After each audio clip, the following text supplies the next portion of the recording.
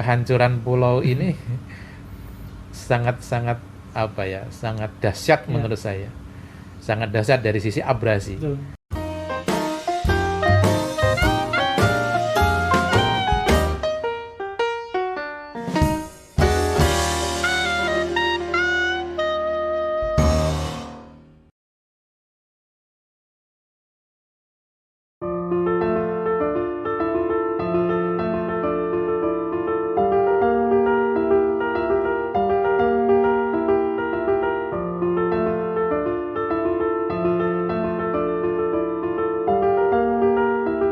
Salam Adil dan Lestari. Kali ini Suara Hijau kembali hadir di hadapan Anda. Kali ini kita akan bicara tentang isu di Provinsi Riau, salah satunya tentang abrasi yang terjadi di wilayah pesisir Provinsi Riau, terutama di Pulau Rupat, Bengkalis, dan Pulau Meranti. Nah, hadir bersama kita Bapak Sigit Sutikno selaku dosen di Fakultas Teknik dan juga berkecimpung di Pusat Studi Bencana. Selamat sore, Pak. Selamat sore. Oh iya. Hari ini kita akan berbicara sedikit karena melihat isu belakangan memang abrasi jadi fokus pemerintah daerah dan pusat ya. Dan kebetulan Bapak juga mempunyai kajian-kajian 2003 atau 2001 itu udah punya kajian. Nah, kita pengen tahu temuan-temuan atau kajian yang Bapak dapat di lapangan itu seperti apa dan sejauh apa ancaman abrasi ini ke depannya kalau tidak ada penanganan khusus dari pemerintah dan masyarakat itu sendiri. Silakan, Pak. Ya, terima kasih Mas Wadli ya. Ya. Jadi kami melihat Provinsi Riau itu pesisirnya sangat rentan terhadap abrasi. Kenapa seperti itu? Karena sebagian besar pulau-pulau yang ada di pesisir Riau itu didominasi oleh tutupan lahan gambut. Ya. Seperti Pulau Rupat, Pulau Bengkalis, Pulau Padang, Pulau Tebing Tinggi, Pulau Rangsang, Pulau Merbau, Pulau Serapung, Pulau Muda, dan seterusnya ya. Ya. Nah, pulau-pulau yang sangat rentan terhadap perubahan tata guna lahan itu sangat mudah terabrasi. Yang paling parah yang kami sudah petakan itu di Pulau Bengkalis. Ya. Pulau Bengkalis itu yang paling barat itu sampai 30 meter per tahun. Dan itu sampai hari ini masih terjadi. Kemudian di pulau yang berikutnya adalah Pulau Rangsang. Meranti, Pak. Pulau Rangsang di Meranti, Kabupaten Meranti, itu abrasinya hingga sampai 5 meter per tahun di bagian barat. Nah, Pulau Rupat itu sebenarnya lebih beruntung karena dia tidak sebesar itu. Nah, kenapa seperti itu? Karena Pulau Rupat tuh bagian utaranya itu tidak gambut. Oh. Jadi yang selatan aja yang gambut. Sehingga yang tidak gambut itulah yang melindungi kawasan gambut. Masih itu. bisa bertahan. Masih bisa bertahan. Nah, kenapa gambut ini sangat rentan terhadap abrasi? Ya. Itu karena materialnya sangat ringan. Jadi kami juga ada eksperimen di laboratorium. Dia kena gelombang yang tidak terlalu besar ya. Kalau di Selat Malaka itu hasil pemantauan kami itu kedalaman tinggi gelombangnya hingga 0,8 meter. Oh, iya. Itu termasuk tidak besar. Tidak besar. Tetapi dengan kondisi itu bisa mengikis daratan sampai 30 meter per tahun. Itu terjadi karena ya ancamannya tidak sekedar dari laut ya, aja, Pak, ya. tapi dari darat juga. Ya. Nah, dari darat itu salah satunya alih fungsi lahan tadi, Pak, ya. Iya. Mempengaruhi. Kami sudah memetakan tahun per tahun abrasi yang paling besar itu mulai tahun di slide saya ada mulai tahun 2000-an. Ya. Mulai tahun 2000-an ya. Ya 2003 2004. Itu paling besar tuh, Pak. Iya, itu yang paling besar, meningkat drastis. Nah, ternyata apa yang terjadi pada tahun itu oleh fungsi lahan yang luar biasa di hutan gambut yang awalnya adalah peat swamp forest menjadi perkebunan. Perkebunan kelapa sawit. sekitar 11.000 hektar. Oh. Bisa dibayangkan itu sangat luas sekali, Ya. 11.000 hektar. Jadi hampir bagian daratan itu semua jadi lahan sawit. Nah, itu ya lahan gambut yang secara alami water table-nya tinggi, itu dibuka jadi perkebunan, itu akan turun drastis, terutama di musim kemarau. Nah, turun drastis, otomatis lahan gambutnya jadi kering. Jadi kering ketika musim hujan, itu sangat mudah longsor. Nah, itu jadi ya, karena dia daya dukungnya tidak besar, dia mudah longsor. Jadi ketika longsor, ya jatuh terburai ke laut dan sudah kayak bubur itu. Nah, itu dengan gelombang yang tidak terlalu besar, itu mudah sekali. Apalagi dengan di wilayah lain dengan gelombang lebih tinggi lagi, Pak. Iya, apalagi dengan gelombang yang lebih tinggi.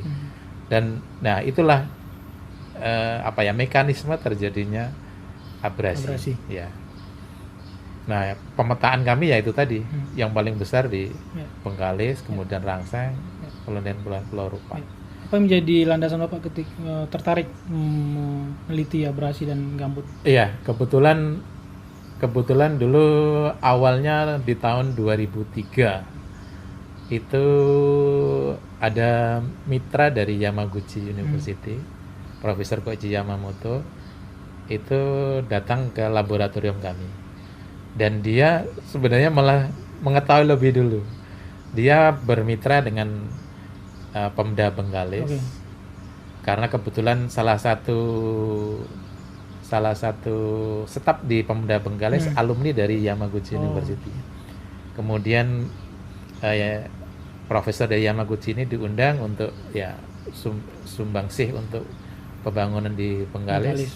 Nah, beliau melihat fenomena ini dan kemudian beliau datang ke UNRI dan mengajak kami berkolaborasi. Dan kami juga sangat surprise waktu itu. Ternyata kehancuran pulau ini sangat dahsyat menurut saya. Sangat dahsyat dari sisi abrasi. Dan kami selama penelitian sejak 2013, ancaman pulau ini kalau saya memandangnya 3 dimensi. Dari laut itu abrasi. Dari darat itu subsidence, jadi tanah, karena dia gambut ya, itu ya tanahnya itu subsidence. Itu rata-rata 4-5 cm per tahun. Nah, kalau sudah 10-20 tahun bisa kita tahu. Ini kalau subsidence ya nanti akan lebih rentan terhadap banjir pasang.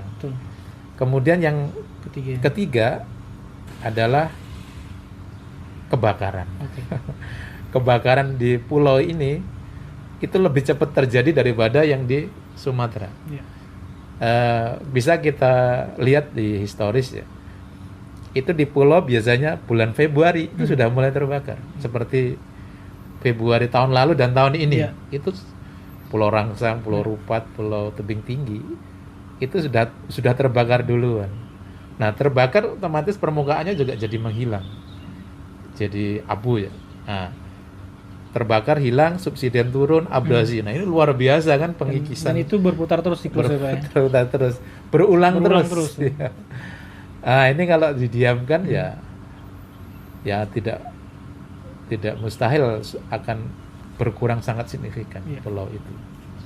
Kalau setelah tahun 2000 Bapak melakukan penelitian dan kerjasama sama profesor dari Jepang tadi, kemudian respon dari pemerintah saat itu gimana? Melihat temuan awal dulu, Pak. Iya, kami 2013 melakukan penelitian ini dan 13, 14, 15, 16, ya sampai 16 ya. Itu kami sering sampaikan hasil-hasil riset kami, baik di Bapeda maupun di event-event di kampus. Di Bapeda juga beberapa kali, di perusahaan pun juga pernah.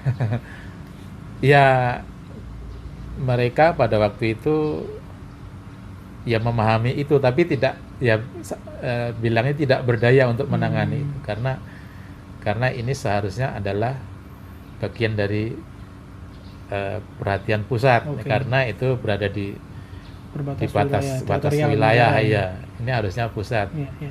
Nah, jadi waktu itu kami baru di seputaran daerah saja dan mereka tidak bisa berbuat apa-apa untuk itu, sehingga ya kami menyampaikan hasil riset kami ya saya sekedar diterima saja, belum ada tindak lanjut. Ya semenjak tahun lalu lah itu, tahun lalu ketika Kemenko Maritim datang ke Selat Panjang, kemudian ke Bengkalis, cek lokasi, dan mereka cukup terkejut waktu itu dan menyatakan bahwa ini adalah penting karena itu mempunyai arti geopolitis yang sangat penting. Nah semenjak itulah intensif ada pembahasan serius antara Kemenko Maritim, Pemda Bengkalis, Pemprov Riau sampai sekarang. Nah, tapi implementasi sampai hari ini saya tidak tahu sampai di mana sekarang. Kabarnya juga udah ada dibentuk tim ya Pak ya? Iya, bentuk tim sudah ada. Saya juga tahu itu karena membentuk WA group juga, dan saya juga masuk anggota di WA group itu. Tapi secara implementasi belum kelihatan. Implementasi saya belum tahu.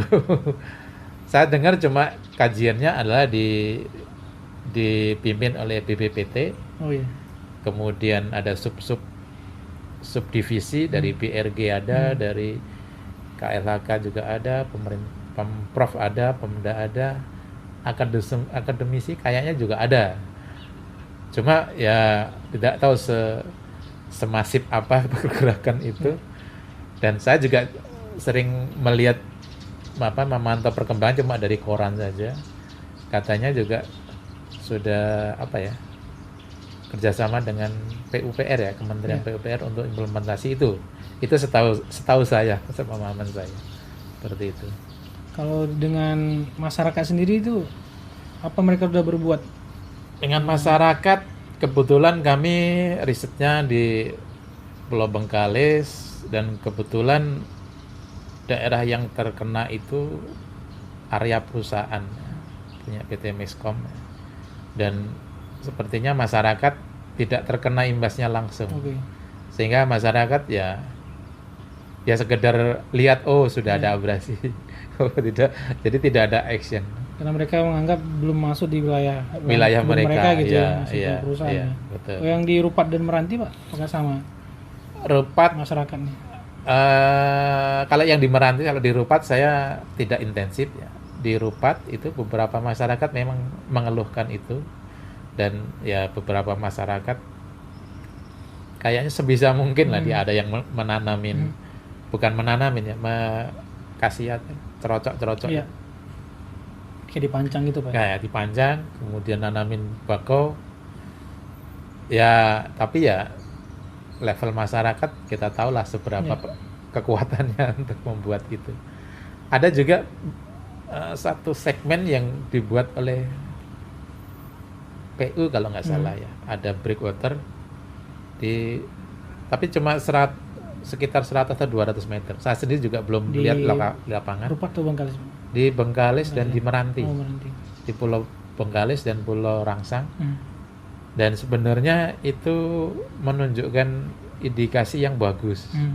Maksudnya setelah itu dibuat, itu terjadi terjadi sedimentasi di situ, sehingga recovery ya, ada terbentuk pendangkalan secara alami.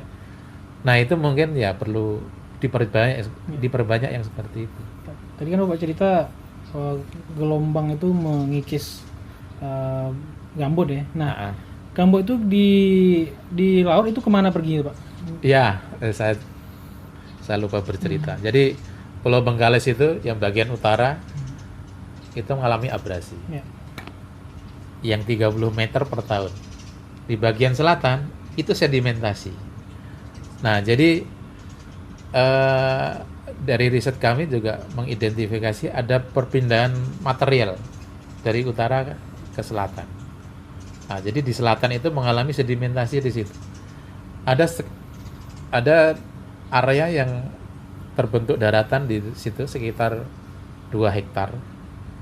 Secara alami terbentuk dan terbentuk ekosistem baru. Mangrove-nya tumbuh dengan bagus sekali. Dan tanah ada juga flora fauna ada juga di situ ya. Ada kera, jadi semacam ekosistem baru. Seberapa besar luasnya, Pak? Ya, sekitar 2 hektar. 2 hektar ya. Nah, kami mengidentifikasi sebagian material itu berpindah ke situ. Nah, sayangnya juga di sebagian selatan itu ada pelabuhan, ada dermaga. Ya. Dermaga namanya Simpang Ayam ya, lupa saya. Iya, Simpang Itu Ayam. ada dermaga, ya akibat pendanggalan jadi dirugikan karena di saat surut kapal nggak bisa sandar gitu. Ada di foto saya di situ, saya tunjukkan ketika surut nggak ada airnya di ujung dermaga itu. Kering tuh, Pak ya. Ya, kami juga pernah survei di sana. Itu pas pulang itu kondisi surut. Jadi sekitar 300 meter kami jalan kaki sampai di dermaga itu. Jadi udah panjang juga ini. Jadi di situ mengalami sedimentasi yang diduga juga dari material dari situ. Kalau apakah dengan perubahan abrasi itu berhubungan dengan daya tampung dan dukung keseluruhannya, Pak? Kayak kan situ Bapak bilang tadi ada di wilayah KHG lebih dominan di sana gitu kan? Iya. Apakah ada hubungan itu? Iya, jelas sangat berhubungan. Karena abrasi di bagian utara Pulau Bengkalis itu sudah sampai di Kubah Gambut. Nah, Sudah masuk atau mau? Sudah masuk. Sudah masuk. Sudah masuk. Jadi kalau kita berdiri situ itu sudah 3 meter lebih. Oke. Jadi 3 meter lebih kan berarti udah di wilayah Kubah Gambut. Kalau masuk wilayah Kubah tuh ancamannya apa tuh, Pak? Ya, Kubah Gambut itu kan adalah yang mempunyai daya dukung lingkungan yang paling vital. Oke. Karena di situ fungsi utama gambut itu sangat penting di situ untuk menyimpan air ya. Karena gambut tebal sangat bagus untuk water reservoir. Jadi untuk menyimpan air di situ. Cadangan, Pak ya. Cadangan air. Kemudian ya kalau itu berkurang ya flora fauna biodiversity hilang. Nah, itu kan yang memberikan daya dukung yang sangat bagus buat lingkungan. Kalau itu hilang ya daya dukungnya sudah berkurang sangat signifikan. Selain yang dibuat masyarakat, ada pancang, kemudian ada pemerintah dinas PU-nya buat beberapa meter tadi. Meter ya. Itu ada hal lain nggak, Pak? Cara lain nggak itu? Atau cuma itu salah satunya cara untuk mengurangi abrasi tadi? Kalau sama-sama Jepang tadi atau punya pemain baru? Ya, kalau saya merekomendasikan ada 2 hal. Ya. Ada yang disebut dengan hard countermeasure, ada dengan structure, dan soft countermeasure dengan dengan bakau atau dengan mangrove ya. Nah, kalau kita tanam mangrove secara langsung itu kemungkinan tidak akan jadi. Tidak ada pengaruhnya tuh ya? Bukan tidak pengaruh, tidak akan hidup. Okay. Karena apa? Karena ya mungkin begitu kita tanam akan langsung dibawa gelombang arus. Ya.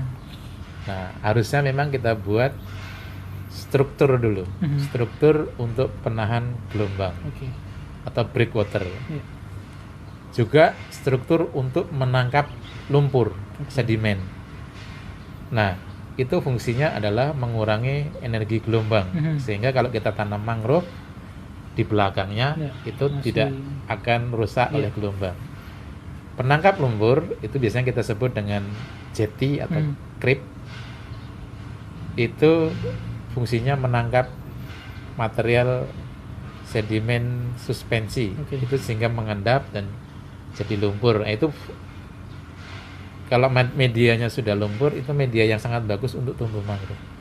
Nah, jadi buat breakwater, kemudian belakangnya itu ketika sudah lumpur terbentuk ditanami mangrove. Oke. Nah juga ya yang lebih penting adalah juga masyarakatnya itu jangan kita tanam mangrove nanti ada yang nembangin. Lubang itu harus terlibat, mereka harus saling terlibat dan saya juga beberapa kali terlibat diskusi juga bagaimana memikirkan ekonomi masyarakat setempat, sehingga ya masyarakat juga mau berpartisipasi di situ karena ada nilai ekonomi di situ dan tidak merusak mangrove kalau itu mangrove-nya sudah jadi. Itu juga ditekankan beberapa kali di dalam diskusi-diskusi. Itu sudah ada wilayah dampingan atau gimana Pak untuk penerapan?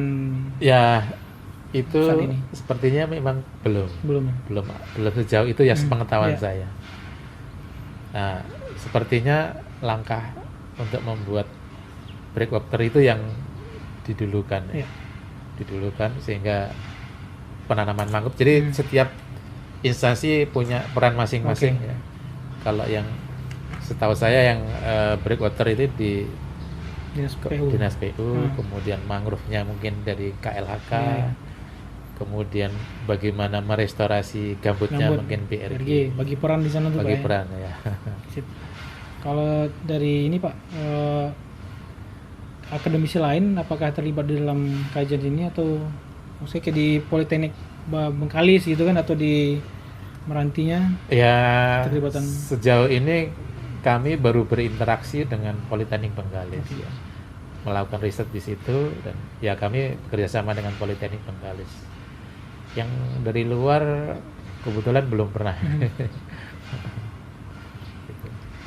Terakhir nih Pak, nih bentuk kan banyak di sini di Riau juga ada kalangan NGO kemudian akademisi pemerintah.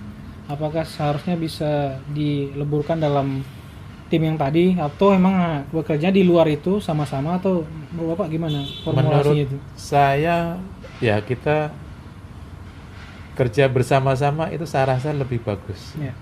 Kalau sendiri-sendiri nanti yang satu ngerjain ini, yang satu ngerjain ini malah tidak sinkron.